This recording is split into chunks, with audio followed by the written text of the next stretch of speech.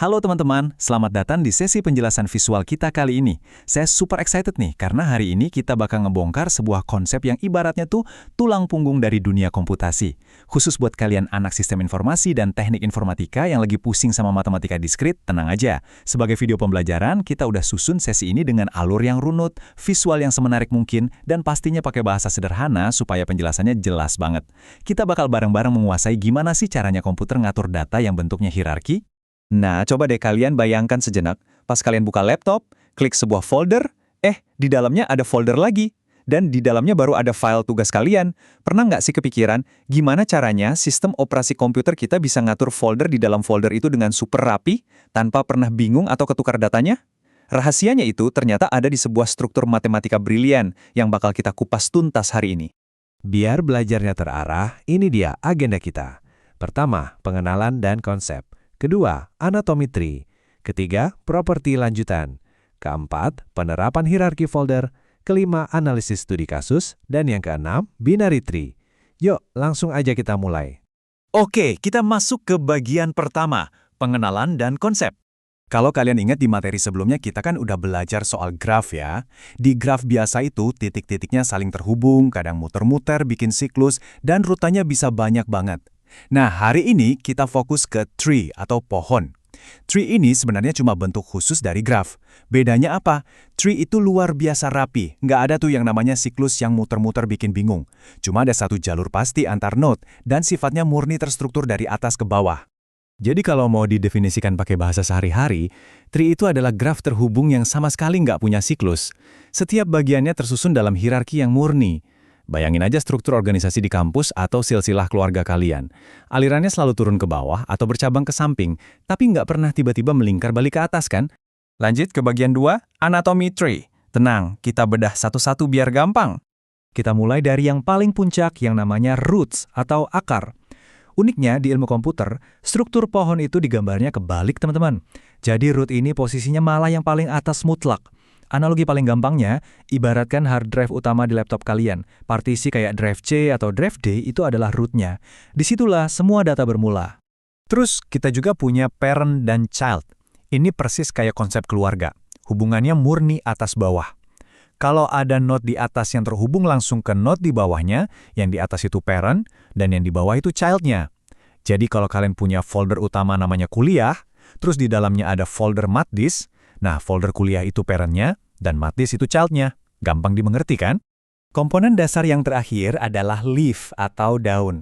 Sesuai namanya, leaf ini letaknya di ujung paling bawah. Ciri utamanya, dia nggak punya child sama sekali, alias 0 cabang. Di komputer kalian, leaf ini ibarat file dokumen individual, kayak file PDF tugas atau foto JPG kalian. Mereka tuh ujung jalan, karena kalian nggak bisa kan bikin folder lagi di dalam sebuah file foto. Biar makin kebayang, coba perhatikan visualisasi strukturnya.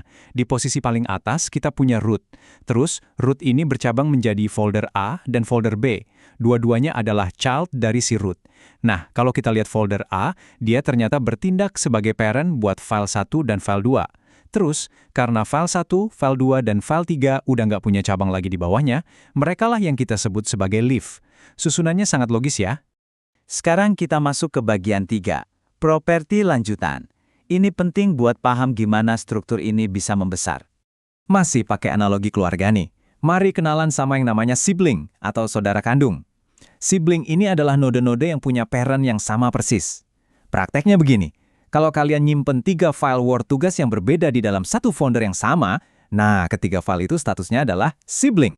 Terus, ada juga subtree.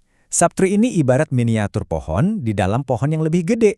Kalau dipotong, dia bisa berdiri sendiri jadi pohon yang utuh. Sederhananya, pas kalian nge-copy satu folder gede yang isinya banyak banget, terus di-paste ke flash disk, nah kalian itu sebenarnya lagi mindahin sebuah subtree yang mandiri. Buat ngukur seberapa gede pohon kita pakai istilah level dan height atau tinggi. Ingat aturan emas ini ya, root itu selalu start dari level 0, child langsung di bawahnya level 1, dan seterusnya. Kalau height, itu diukur dari jalur paling panjang, dari root, terus meluncur ke bawah sampai ke leaf yang paling dalam. Ini ngasih tahu kita seberapa banyak klik yang dibutuhin buat nyari file paling nyempil di laptop kalian. Masuk ke bagian 4, penerapan hierarki folder. Mari kita bawa teori abstrak tadi ke dunia nyata. Susunan direktori kayak begini pasti udah nggak asing lagi kan di mata kalian. Ini struktur standar banget di Drive D komputernya mahasiswa. Coba deh divisualisasikan gimana konsep matematika yang barusan kita bahas itu, yang sebenarnya merapikan semua tumpukan file ini. Kalau kita bongkar pakai kacamata ilmu komputer, D itu adalah root-nya, titik awalnya. Dari situ dia punya child, yaitu folder kuliah, tugas, dan foto. Terus kalau kita buka kuliah, ada mat disk dan basis data sebagai subchild. Tuh kan, matematika benar-benar mendikte gimana sistem file digital kalian bekerja. Sekarang bagian 5, analisis studi kasus. Yuk kita tes pemahaman kita bareng-bareng. Di sini ada struktur file misterius dari laptop seorang mahasiswa. Ada laptop, semester 2, lalu ada mat disk, PBO, web, hiburan, dan game. Sebelum jawabannya dibongkar, saya tantang kalian nih, bisa nggak kalian nebak dalam hati, mana yang jadi root, mana yang parent, dan mana aja yang leaf? Oke, mari kita cocokkan tebakan kalian. Bener banget, laptop itu adalah root di paling puncak. Terus, semester 2 dan hiburan itu statusnya parent, soalnya mereka masih punya isi folder di dalamnya. Nah, leaf-nya alias ujung jalannya adalah mat disk, PBO, web, dan game. Buat yang tebakannya bener semua, keren. Kalian udah nangkep esensi dari hierarki data ini. Akhirnya kita sampai di bagian 6, binary tree. Ini konsep lanjutan yang spesial banget buat anak IT. Sesuai namanya, binary itu artinya 2. Aturan mainnya super ketat. Setiap node cuma boleh punya maksimal 2 child. Nggak boleh lebih dari itu. Coba perhatikan strukturnya. Node A cuma bercabang ke kiri, ke B, dan ke kanan ke C. Node B juga sama, cuma ke kiri ke D dan ke kanan ke E. Mereka cuma bisa milih jalur kiri atau kanan. Konsep membelah 2 ini benar-benar krusial buat bikin algoritma pencarian data jadi super cepat, yang pasti bakal kalian pakai terus di semester-semester depan. Sebagai penutup, saya punya satu pertanyaan menantang nih buat kalian. Berbekal semua pemahaman yang udah kita pelajari barusan, bisa nggak kalian ambil selembar kertas sekarang juga dan coba gambar sebuah tree minimal 3 level yang isinya itu folder kuliah, musik, dan foto dari laptop kalian sendiri. Buktikan kalau teori yang kelihatannya rumit ini ternyata gampang banget diaplikasikan. Kira-kira bakal sedalam apa tree yang kalian buat? Selamat mencoba dan sampai jumpa di materi seru berikutnya.